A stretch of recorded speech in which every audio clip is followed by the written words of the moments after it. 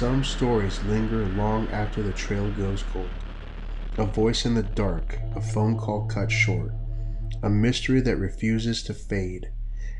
And at the center of it all, Brandon Swanson, a young man who vanished without a trace, except for a call that ended with 2 words: "Oh shit." May 14th, 2008. The last night of the semester at Minnesota West Community and Technical College. 19-year-old Brandon Swanson had just finished his final classes and was celebrating with friends.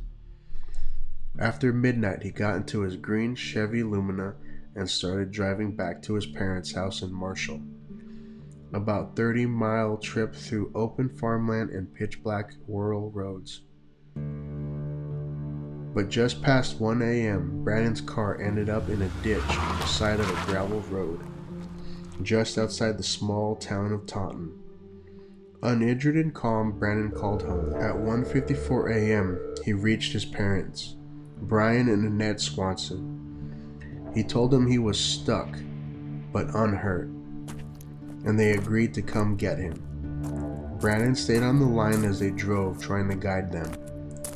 He said he could see lights in the distance and believed he was near Lynn, Minnesota. But when his parents arrived, he wasn't there. For nearly 47 minutes, Brandon stayed on the phone, directing them, describing landmarks, trying to match up with what he saw with their location, but nothing made sense. And then the mid-sentence, he suddenly blurted out, "Oh shit." The line went silent.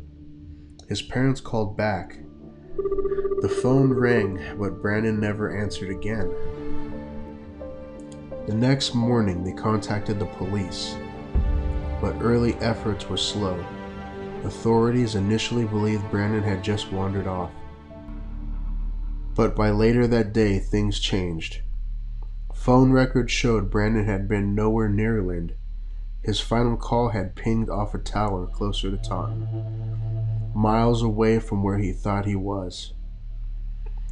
Tracking dogs followed his scent from the vehicle down a gravel road across the field and to the edge of the Yellow Medicine River. There, the trail vanished.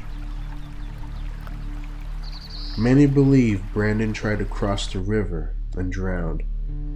But if that's true, why was no trace ever found? Others believe he made it across, only to succumb to hypothermia after becoming lost and disoriented. Nighttime temperatures in the area had dropped into the low 40s. Another theory suggests Brandon may have wandered onto private land. Possibly mistaken for a trespasser, some farmers reportedly denied early search access to their property. If Brandon collapsed or passed out in a field, his body may have been missed. And if farming equipment was later used, like a disc plow or a rotary tiller, it's possible he was unknowingly disturbed or buried. There's even the chance that wildlife scattered his remains before search teams ever got close.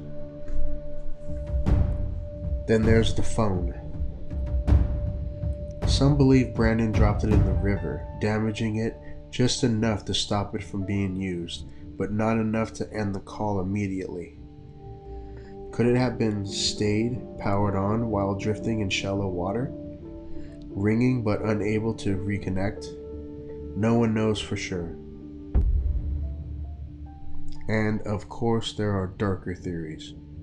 Whispers of foul play, online speculation about a setup, or a secret Brandon was keeping.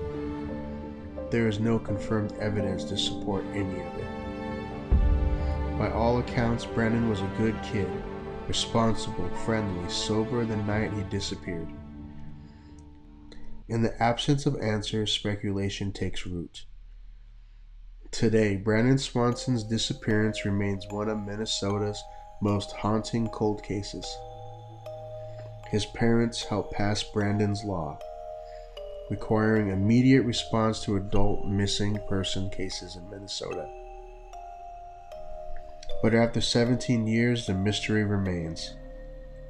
Was he lost in the water? Was he taken? Did nature or a man erase the evidence? Somewhere out there, the truth of that night still lingers, waiting. This is Liminal Case Files. If you found this story compelling, like and subscribe for more cases from the shadows between fact and mystery. Until next time, stay curious.